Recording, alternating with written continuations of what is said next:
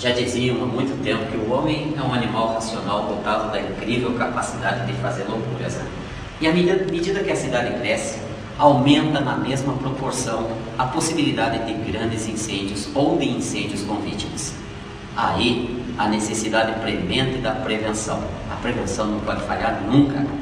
E entre as medidas preventivas, é claro que deve existir também a preocupação com os equipamentos para combate a princípios de incêndio. E esse é o nosso assunto de hoje. Os equipamentos portáteis de combate a incêndio, mais especificamente os extintores.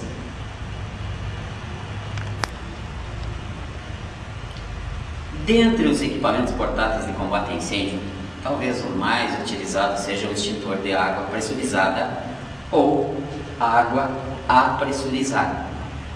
O extintor de água é o mais utilizado porque a água é reconhecidamente o agente extintor mais abundante na natureza. Ela tem um grande poder de resfriamento e pode facilmente penetrar em incêndios classificados com a classe de incêndio A, onde a queima ocorre superficialmente e em profundidade.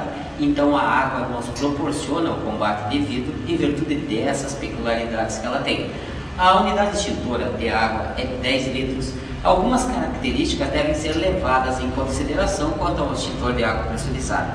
Ela pode ser, como o nome diz, pressurizada quando o gás propelente, aquele gás que vai jogar o agente extintor para fora, já está dentro do extintor. Aqui nós temos um extintor seccionado que mostra o interior de um equipamento portátil pressurizado. Este mostra o funcionamento de um equipamento portátil de combate a incêndio apressurizado. No pressurizado, o gás propelente, que pode ser o gás carbônico, CO2, pode ser o nitrogênio ou mesmo o ar atmosférico, já encontra no interior do recipiente.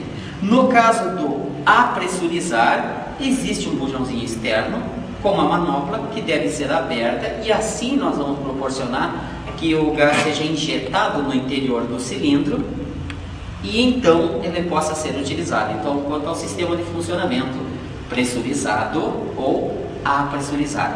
Como já foi comentado, neste caso aqui nós temos um extintor de água pressurizado. Por quê? Porque até aqui, mais ou menos, nós temos o agente extintor, água. Um pouquinho acima, nós temos o gás propelente, gás carbônico, nitrogênio ou ar atmosférico. O manômetro, neste caso, verde, acusa que o extintor tem o gás propelente. Se estivesse no amarelo, poderia estar perdendo o gás propelente com pouca pressão. No vermelho, está sem gás propelente ou descarregado. Está com uma constante pressão, conforme o manômetro acusa. Esse extintor de água pressurizada, ele é basicamente utilizado para combate a princípios de incêndio classe A. Vamos recordar? Princípios de incêndio classe A são aqueles que envolvem os materiais sólidos fibrosos, tipo papel, madeira, as cortinas que nós temos aqui nessa sala, o carpê, a mesa, as cadeiras, tudo isso pertence a materiais de classe A. Por quê? Porque quando eles queimam superfície e profundidade e tem uma característica toda peculiar, deixam resíduo como cinza ou brasa. Então eu preciso de um agente extintor que tenha a característica de apagar tanto superfície quanto profundidade. Aí entra a utilização do extintor de água pressurizada. Se nós notarmos em sua especificação técnica, nós vamos notar que esse extintor não é utilizado ou não é indicado para combater princípios de incêndio de classe B, líquidos inflamáveis, ou C, materiais elétricos energizados. Por quê? Porque na classe de incêndio B dos líquidos inflamáveis, o jato d'água pode remexer com o líquido que está queimando, pode aumentar a superfície do recipiente, assim como pode jogar o material que está incendiando para fora daquele recipiente, ou provocar mesmo o transbordo.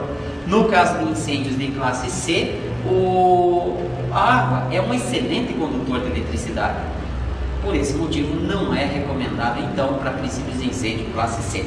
Como nós pudemos notar, fazendo um resumo do extintor de água pressurizada, primeiro, somente princípios de incêndio classe A.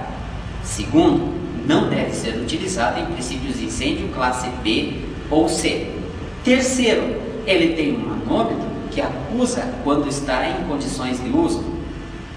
Quarto, a recarga desse extintor deve ser feita anualmente, se bem que existe uma NBR desde 1994 que diz que é a cargo do fabricante determinar qual a validade da carga do extintor portátil. Mas a princípio o Corpo de Bombeiros no Paraná ainda utiliza cobrar a recarga desses extintores anualmente. Outra coisa importante é sobre o casco deste equipamento. Ele pode estar marcado no rodapé ou na ogiva a sua data de fabricação. É válida por 5 anos e uma vez ultrapassados esses 5 anos ele deve ser submetido a um reteste, também chamado de teste de hidrostática.